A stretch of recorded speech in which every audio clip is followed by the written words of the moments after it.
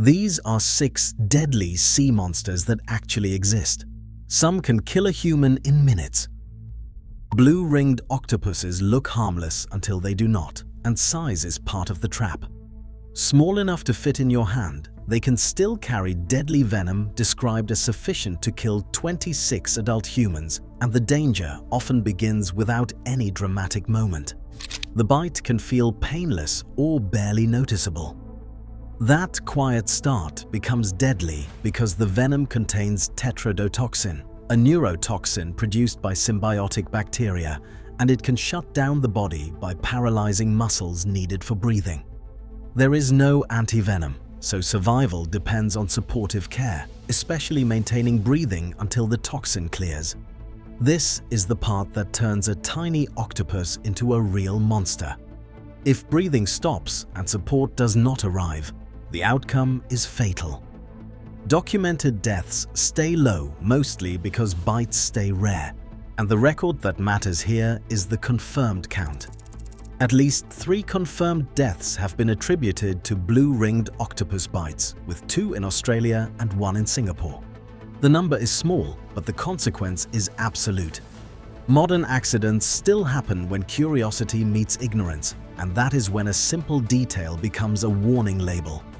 In March 2023, in Mosman, Sydney, a woman picked up a shell while swimming, and a blue-ringed octopus hiding inside fell out and bit her twice, and she survived. That single story carries the whole lesson, because you do not need to touch an octopus directly to get bitten. The blue rings themselves are the animal's warning display, and when they flash, the message is not subtle. Great white sharks sit at the top of the public fear list for a reason, and the record books explain it in plain numbers. Out of 949 confirmed unprovoked shark attacks ever recorded, 351 were attributed to great whites, and 59 of those were fatal. That record does not mean they constantly hunt people, but it does mean they dominate the human incident data. Size and power do the rest. A great white can reach about 6.4 meters and around 2,000 kilograms, and it can dive down to roughly 1,200 meters, which means this predator can move between the surface world and deep water without much trouble. A bite force estimated around 1.8 tons of pressure pairs with triangular serrated teeth designed to slice, not just grab. When the shark commits, bursts up to about 50 kilometers per hour have been reported. The damage can be immediate. Here is where people lose perspective though, because the global totals stay low compared to the fear they generate. Across all species, 2022 recorded 108 documented unprovoked shark bites worldwide and 9 fatalities.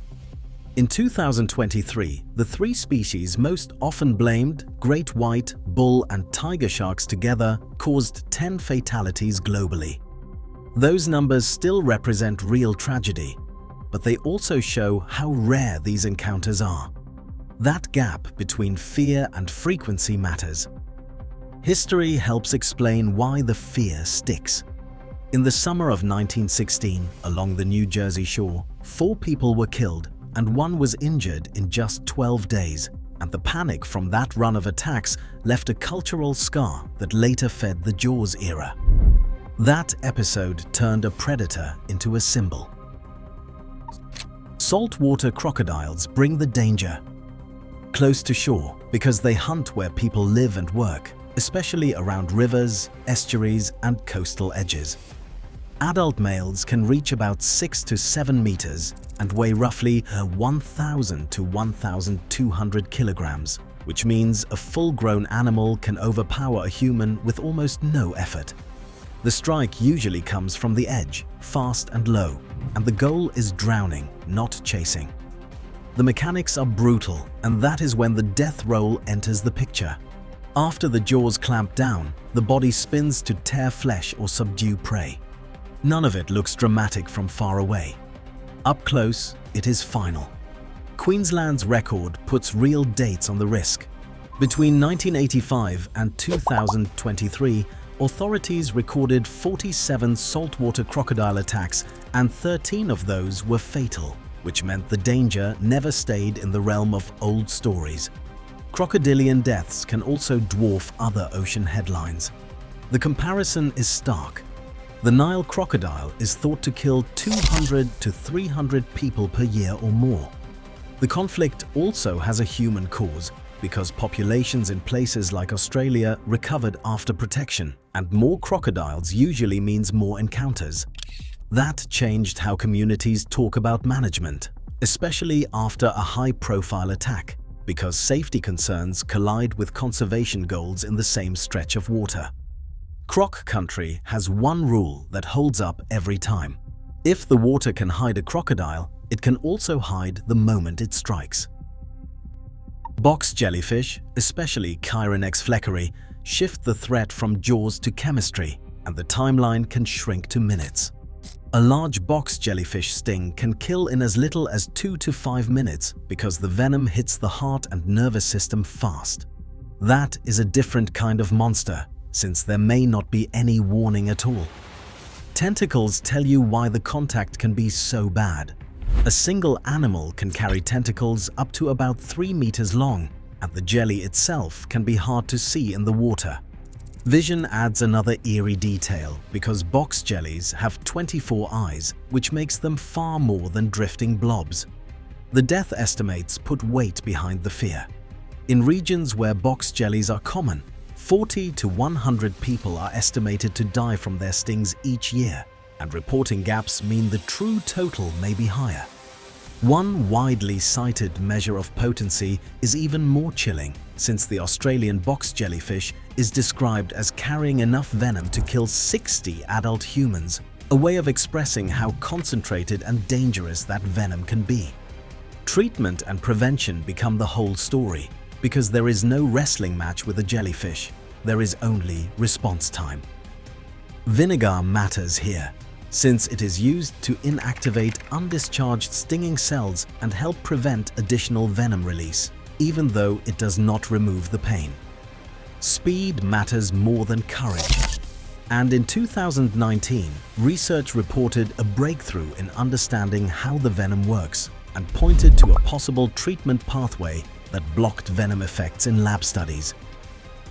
Cone snails hide their weapon in plain sight because the shell looks like a souvenir, not a threat. These snails hunt using a modified tooth that works like a venomous harpoon, and some species launch that harpoon with extreme speed and acceleration. The beauty stays on the outside. The danger lives in the mechanism. Venom does the work after the strike, and the venom here is a complex cocktail of conotoxins that target nerves and muscles. Severe cases have been described as capable of killing a human in under 5 minutes.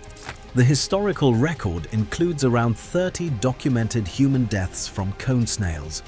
That number isn't huge, but it doesn't need to be, because each death points to the same pattern: people handling or stepping on an animal they didn't recognize. Fish hunting cone snails like Conus geographus are sometimes called the cigarette snail, a grim way of saying time can run out quickly after a sting. There is no anti-venom, which means treatment is supportive, including immobilization and urgent medical care, plus respiratory support if paralysis develops. None of that feels like a typical beach hazard. What nobody expects is the second story running underneath the danger, because cone snail venom also feeds medical research. A compound derived from cone snail venom, ziconotide, became approved by the Food and Drug Administration for severe chronic pain. That means the same chemistry that kills can also relieve suffering under controlled conditions. Giant squid closes the arc by bringing the myth back into the real world, and this time the numbers describe an animal that should not exist but does. Estimated lengths reach about 12 meters, including the long feeding tentacles. The eyes alone, about 30 centimeters across, are the largest in the animal kingdom, built to read movement in deep darkness. That detail changes the mood immediately. Something down there can see. The history of this creature explains why the kraken never really died as an idea. In 1857, Danish naturalist Japetus Steenstrup formally described the giant squid and linked sea monster reports to a real animal. The legend did not vanish, it simply gained a scientific name. Footage came much later, and that is when the modern era caught up. In 2012, a team from Japan's National Science Museum and Discovery Channel filmed a giant squid in its natural environment at around 630 meters depth. That milestone mattered because it pushed the animal out of rumor and into documentation. Deep water finally gave up proof. Human danger sits in a different category here because encounters stay rare, but the accounts exist. One often cited report from 1941 describes life raft survivors in the South Atlantic who said a giant squid attacked them and pulled a man underwater, and debate still surrounds that story. Reports also describe large squids clinging to small vessels and fouling rudders, which meant sailors had reasons, at least sometimes, to fear tentacles at the surface. A direct quote captures the old question without softening it. In 1977, Dr. Wolfgang Krohn wrote that the most common question about giant squid is whether they attack humans or pose a threat to ships, and he answered in the affirmative, adding that a smaller ship or boat can occasionally be attacked, and that if these animals surfaced more often, they would be a danger to boaters. The giant squid does not need to stalk humans to qualify as a monster. Being real is enough. These are not villains, and they do not need motive. They're animals doing what they evolved to do, and humans step into that world at their own risk. That's why the phrase sea monster does not belong only in fantasy. Sometimes it belongs in the ocean right now. Subscribe for more deep sea videos.